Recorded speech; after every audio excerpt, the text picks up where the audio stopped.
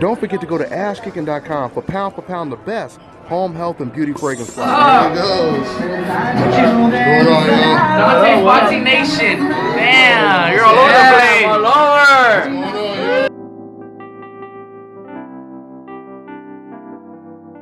I definitely still think. I mean, for me, you know, it's a lot of people at the 147 division right now. But if you look, it's only a couple of them at the top. You know, people right now, people looking at Crawford at the top, but he's not at the top. He hasn't even fought at 47. Yeah. You can't even compare him with those dudes. You know, the top fighters right now. Sad to say, of course, Jeff Horn has a belt, but I don't think he's a top fighter at the division. But the top fighters are, you know, of course, Keith Thurman, Errol Spence, and somebody like Sean Porter. They're the top fighters. And you can throw Danny in there too, you know. But those are, you know, really like the top fighters. But I think, you know, Errol Spence is definitely the best in that division right now. I don't see nobody beating him at 147. Yeah. So I'm gonna go ahead. Hey, is it true that you and Errol had a match in the amateurs? Yeah, we fought twice. Y'all fought twice, man. I fought at 152 in the amateurs. So yeah, we fought twice.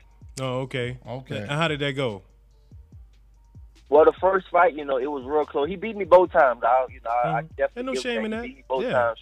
Yeah. You know, of course not. It's Errol Spence. I'm not worried about that. You know, and it's the amateurs. You know, the amateurs don't always translate. Yeah, of course. And at the time, Errol. At that time, I fought Errol the first time. Errol was like a three-time national champion, and that was like my first time ever going like to Golden Glove. I went to Golden Glove State, and we fought in the finals. So I won all my fights. He won all his fights, and we fought in the Golden Gloves finals. Oh, wow. And it was a 3-2 split. Some people thought I won. You know, the judges thought he won. You know, so it went like that. I got out the ring, and you know, people were saying, "Man, you won that fight." You know, so it was definitely a close fight. And in the second time, he beat me. You know, he beat me a little better the second time. He beat me on more points the second time. But you know, the first time it was a close fight. It was a 3-2 split. We fought in Dallas, which is his hometown. You know, so but yeah, that's how it went. He won both times. Yeah, that's what's up. Yeah. But what I'm saying is, what does it look like for boxing from your perspective? If the IBF title holder is saying, "Hey, man, I want to fight anybody out here that wants to get it at 147," and there just does not seem to be a whole bunch of people rushing up to take that challenge. And to add on to what you're saying, let me just add on to what you're saying, Milt. So Regis, what he's really saying is basically, at the welterweight division, not talking about you, just welterweights in general. I know you probably seen the heated exchanges with Sean Porter. He got in the ring with Danny Garcia. He went at Keith Thurman, and then you have Errol Spence, who you just said right now is the best welterweight in the world. So I mean, what do you think about that whole situation where a lot of people believe Errol Spence is the top? He's the number one guy, and he's offering all of these guys a shot at his title, but yet they rather prefer to fight, you know, each other. I mean, your whole thoughts on that whole situation, Regis? Well, I mean, they scared. You know, I know they don't want to fight Errol. You know, the Keith Thurman. I think the closest thing that can come to Errol is Keith Thurman. You know, and say Keith Thurman says he will fight him later, maybe next year or something like that. But I just don't see nobody like if Danny Garcia fought Errol Spence like he did with Rios, he won't last probably not even 4 rounds. He'll get knocked out. I agree with you.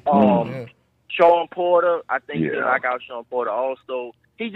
Errol Spence he's aggressive minded, he's big, he's strong, he's durable, he doesn't get hurt by no punches, and he's real accurate with his punches. And so at that and he's big, you know, at the same time at that welterweight division, he's bigger than all those dudes, and he's not just big. Some people are big, but he's actually big and strong at the same time. You know, he was strong. I mean, he was strong in the amateurs. You know, when we fought, you know, you can feel his punches, how strong he was. You know, so I know, you know, so I know with the, you know, with 8-ounce gloves on, like he hurts people. He's gonna hurt those dudes. So I know that they don't want to fight him. You know, I can see why. I know why they don't want to fight him. You know, I think they will. I think they will, but I just don't.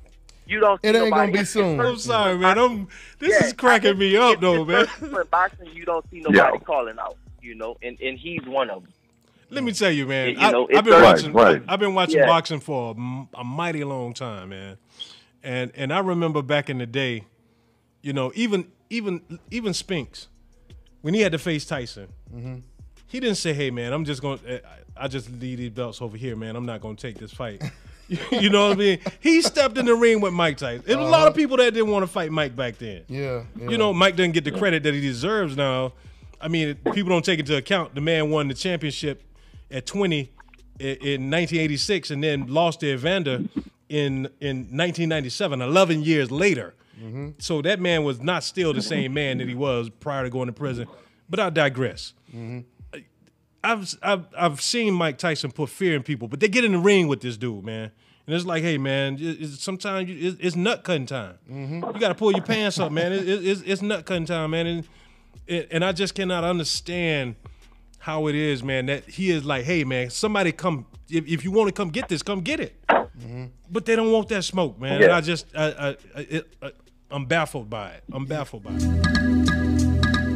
What's going on, y'all? Brooklyn, New York.